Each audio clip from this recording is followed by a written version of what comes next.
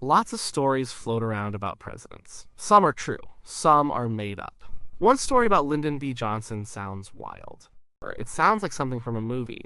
People say LBJ had an amphibious car, they say he'd drive it straight into a lake, and then he'd watch people freak out. It sounds too good to be true, right? A president owning a car that can go on land and in water.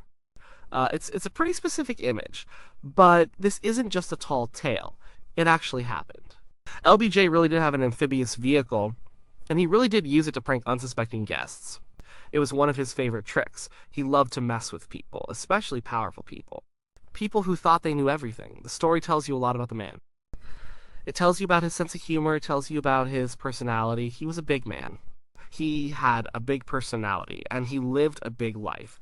His ranch in Texas was a place of power, but it was also a place for fun. Sometimes the fun was a little scary for his guests. The amphibious car was part of that fun. It was a military vehicle, it was not a fancy car. It was rugged, it was functional, it was loud, it was a Duquay. People called them duckses. This particular duck lived on his ranch. The ranch was on the Pedernales River. It's perfect for a car that could swim. The legend of LBJ and his amphibious car is true. It's a real piece of history. It's a real story about a real president. And it's a story worth telling in full. Because it shows a different side of presidential life, a more human, more mischievous side. It shows that even the most powerful people enjoy a good joke, especially when they're the one telling it. And especially when the joke involves driving into a lake with a car full of important people. This story isn't about policy, it's not about laws, it's about a man who loved a good laugh, even at someone else's expense. And that makes the story stick in your mind.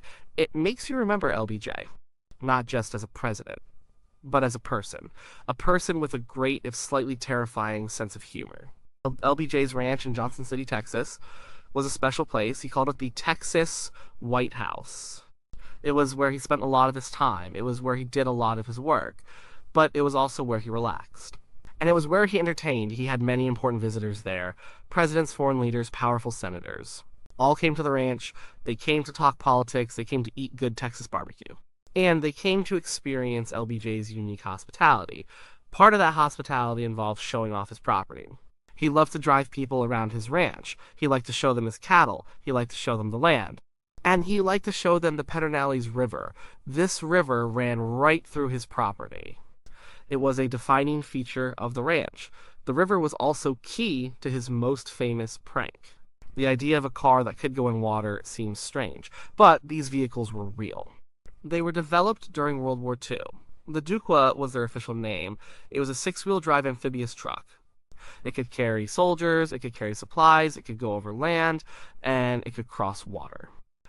It was built by General Motors. It was a very practical machine. It helped win the war. Many thousands of these vehicles were made. After the war, many were sold off. Some were used for civilian purposes. Some were used for tours, and one ended up in the hands of a future president. It was not a luxury item. It was a working truck. It had a propeller for water travel. It had a rudder for steering in the water. It was strong. It was loud. It was not meant to be pretty. It was meant to be useful. And for LBJ, it became useful for something else entirely. It became a tool for entertainment, a tool for startling his guests, and a way to show off his playful side. This vehicle was a perfect fit for his ranch. It could navigate the dirt roads, it could handle the terrain, and most importantly, it could plunge into the river, all without skipping a beat. It was a perfect piece of equipment for a man who loved surprises, and who loved to be in control of those surprises. The story of LBJ and his duck is not just about a car. It's about the spirit of the man who owned it, and the fun he had with it. The car itself was a Duquay. That stands for D model, which means it was designed in 1942, U model, which means it was a utility amphibious vehicle, K model, which means all-wheel drive, and W model, which means dual rear axles. It was a mouthful. So people just called it a duck. These vehicles were big. They were about 31 feet long. They weighed over 13,000 pounds. They had a powerful engine. They needed it to push all that weight, both on land and in water. On land, they could go about 50 miles per hour. In water, they were much slower, maybe 6 miles per hour. But they worked. They did their job. They had a flat-bottomed hull. This helped them float. They had a watertight body. This kept the water out. They had a special gearbox. This let them switch between land drive and water drive. They were really clever machines for their time. And LBJ got his Duke sometime after the war. It was a surplus military vehicle. You could buy them pretty cheap back then. He kept it on his ranch, the Texas White House. It was not his everyday car. It was more of a toy. A very big, very loud toy. He didn't use it to drive to meetings. He didn't use it to go to the grocery store. He used it for one main thing: to surprise people, to scare them a little bit, and then to make them laugh. He loved to take guests on tours of his ranch. He'd drive them around, show them the cattle, show them the fields, and then he would drive towards the Pedernales River. The river was a central part of the ranch. It flowed right past his house. It was a beautiful sight, but it also provided the perfect setting for his prank. Imagine sitting in the back of this big green military truck. It's bumpy, it's loud. You're riding with the President of the United States. He's telling stories, he's pointing out landmarks. Everything seems normal, but then the truck starts heading straight for the river. Not to a bridge, not to a boat ramp, just a grassy bank. It keeps going faster, the water gets closer. People in the truck would start to get nervous. You can picture it. Someone might say, "Mr. President, where are we going?" Or, "Sir, is there a bridge here?" But LBJ would just smile. He would keep going. And then, with a splash, the duck would drive right into the water. Not sink, not get stuck, just float. And then it would start moving across the water, like a boat. The shock on people's faces must have been priceless. They thought they were going to drown. They thought the president had gone mad. They thought it was the end. But then they would realize they were safe. The car was floating. It was moving. And LBJ was laughing. He thought it was hilarious. He loved seeing the fear turn to relief, and then to laughter. He had a great sense of humor, a very boisterous one, and this was one of his favorite ways to show it. The Duke was just the right vehicle for the job. It was rugged enough to handle the prank over and over. It was reliable, and it looked like a normal truck, until it wasn't a normal truck anymore. It was a boat. A car boat. A perfect prop for a presidential prankster. The history of the duck is one of military service. But for LBJ, its biggest service was in providing a good laugh, a memorable laugh, and a laugh that people still talk about today. It was a simple trick, but it worked every time. And it became a defining part of the LBJ legend. Lyndon B. Johnson was a big personality. He was a force of nature. He came from the Texas Hill Country. He was a self-made man. He had a deep understanding of people. He knew how to charm them. He knew how to persuade them. And he knew how to get a rise out of them. His sense of humor was legendary. It was often earthy.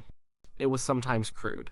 And it was always memorable. He loved a good prank. He loved to catch people off guard. It was part of his way of dealing with the world. It was how he tested people. It was how he bonded with them. And it was how he asserted his dominance. The Amphibious car was just one example of this. He had other famous antics. He would famously hold meetings while on the toilet. He would drive guests around his ranch at breakneck speeds. He liked to surprise reporters. He liked to make people feel uncomfortable, but not in a mean way. More in a playful, powerful way. He liked to be in control. And a good prank showed he was in control. It showed he could do things that others couldn't. It showed he marched to his own beat. The duck prank fit right in with this side of his character. It was unexpected, it was dramatic, and it left a lasting impression. He wasn't just a president. He was a showman, he loved to entertain, and he loved to be the center of attention. His ranch was his kingdom, and he was the king. He invited people there to experience his world. He wanted them to see Texas. He wanted them to feel the heat. He wanted them to eat the food. And he wanted them to meet the animals, the cattle, the deer, the horses, and of course, the Duke. The duck was another animal on his ranch, in a way, a strange mechanical animal. An animal that could swim. It was part of the landscape, it was part of the experience, and it was part of his personal story. He didn't just own it, he used it. He incorporated it into his life. He made it part of his charm, and part of his legend. He was a master politician. He knew how to work a room. He knew how to make allies. He knew how to make enemies think twice. And sometimes a little harmless scare could do wonders. It could break the ice. It could lighten the mood. Or it could just give him a good laugh. And LBJ loved a good laugh. He liked to share that laugh, even if the other person was laughing from sheer relief.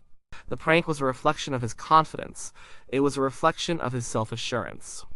He was president. He could do what he wanted. He could drive a car into a lake. and everyone would just have to deal with it. It showed his power, but it also showed his humanity, his playful side, his mischievous side. It showed that even serious leaders can have fun, and that sometimes the best way to get to know someone is through a shared, surprising experience. Like driving into a river in a military truck and realizing you're not sinking. You're floating. It was pure LBJ, big, bold, and unforgettable, and it was all done with a twinkle in his eye and a hearty laugh. The prank with the amphibious car became famous. Many people experienced it. Many important people. Each time, their reaction was similar. Shock, fear, then relief, then laughter. One of the most famous accounts comes from a man named George Reedy. He was LBJ's press secretary. He wrote about the incident. He described the terror. He described the moment of panic. And he described LBJ's booming laughter. Reedy wasn't alone. Other high-profile guests also went on the ride.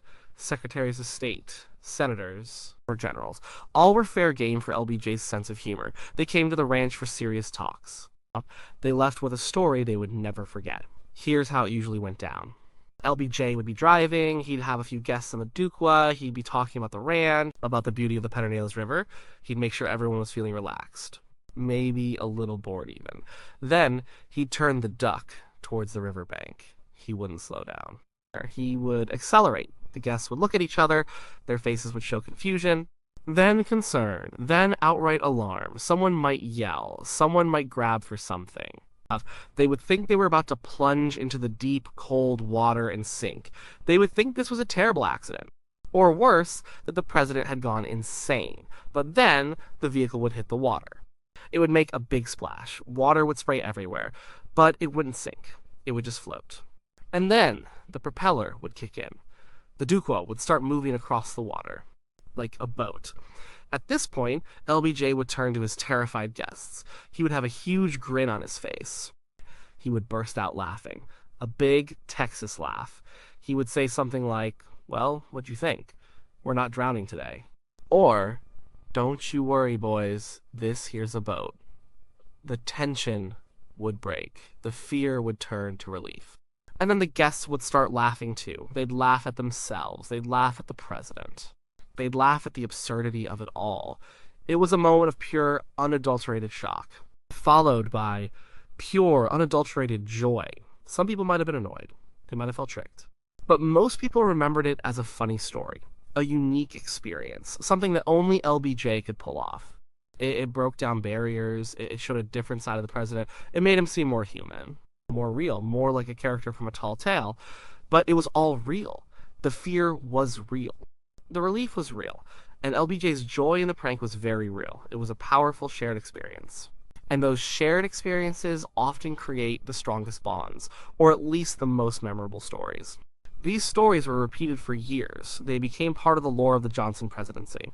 They painted a picture of a man who was serious about his job, but also knew how to enjoy life. And knew how to make others enjoy it too, even if it started with a moment of terror.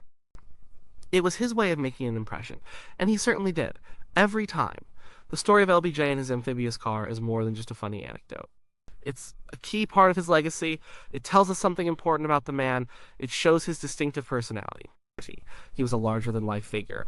He wasn't afraid to break convention. He wasn't afraid to be himself, even when that self was a bit of a trickster.